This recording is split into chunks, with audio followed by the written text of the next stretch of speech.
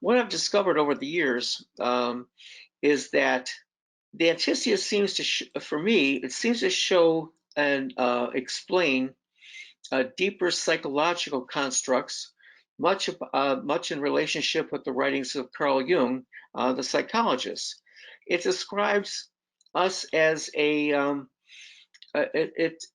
a description of our animal self as opposed to our social self. So as we have humans and a few other animals in the kingdom are social animals. We rely, and depending on the situation we're in, we are part of there's social norms and social rules. So when you go to a conference, you're at a ISAR conference or whatever conference you go to, NCGR, whatever, there's a certain behavior that's acceptable amongst the other people at the conference. Then when you may go to church or some other venue, a party or whatever, the social norms and accepted behaviors rule there. So we as humans, for us to make connections, which we want to do, our ideas shared, there's accepted behaviors that we go by. At the same time, the Antiscia points point out our animal instincts. So if we feel threatened, such as if we feel threatened that our food, water, rest, shelter, safety, security, feelings of accomplishment, or our acceptance are under threat, we may step out of that those social behaviors and act more on our instinct for survival. Let me get a drink here. I hope that's clear so far. But we're going to go over and over again. So what I've been looking at is that we are both social and animal beings. We are social in respect that humans operate society dependent on socially accepted behaviors and rules. Now,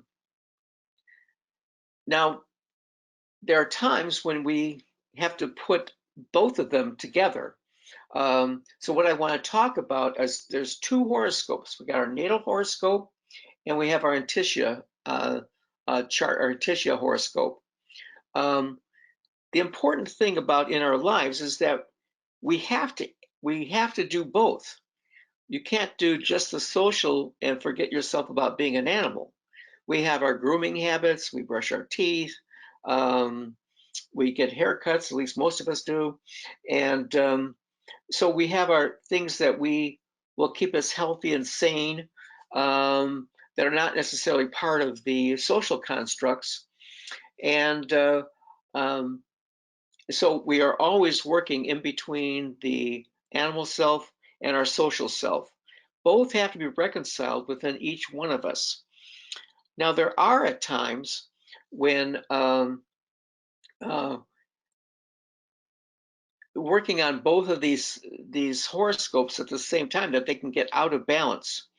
So this is where the Antiscia comes in, and essentially each planet will have a reflection or a shadow of itself in the Antiscia point. So if we're working with generally 10 planets right now, we're looking at 20 positions. Okay, the natal position and the Antiscia position. So what I'm trying to say in this lecture is that life is an individual journey with both in society and the deeper reaches of our personality. And I think it's important that we recognize our animal self as well as our social self, and that is our experience of being human. So in this first part, as I said, what is the Antiscia? So they're also known as solstice points. There is the Antiscia.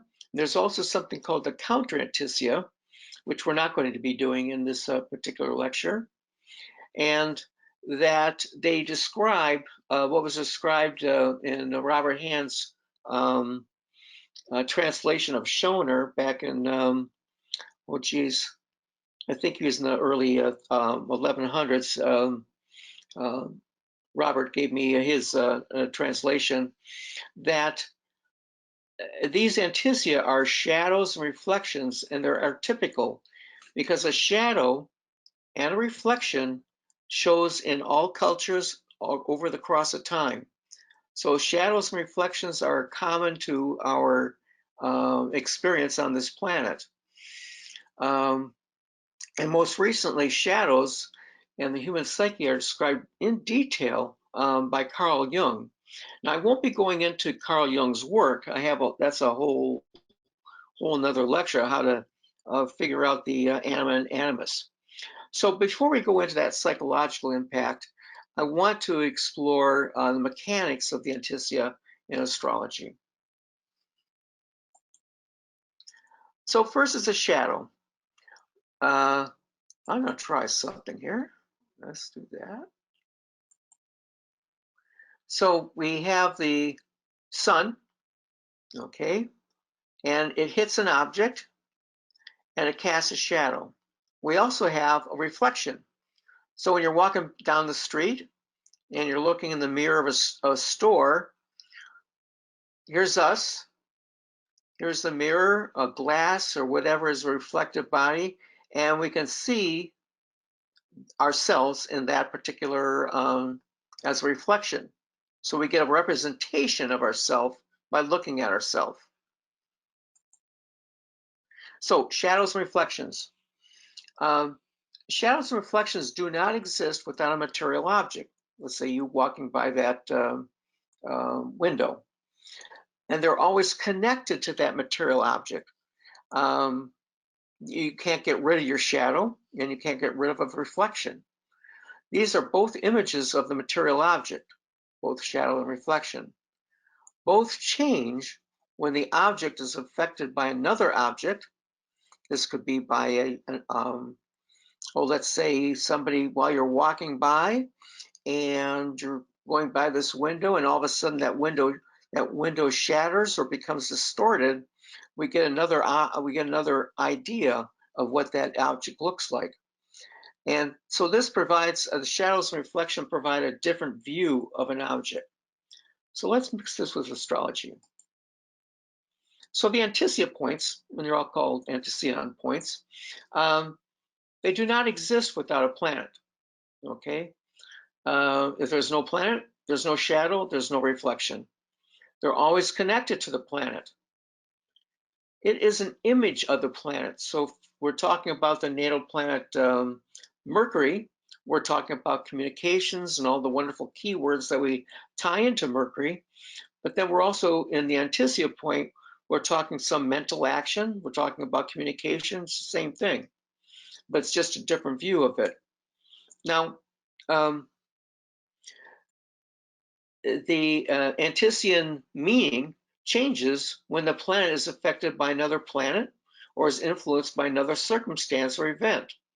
So in other words, once we find our Antiscia points, they are affected by directions, by solar arc, they're affected by transits and secondary progressions. So this gives us another idea in understanding the nature of that planet.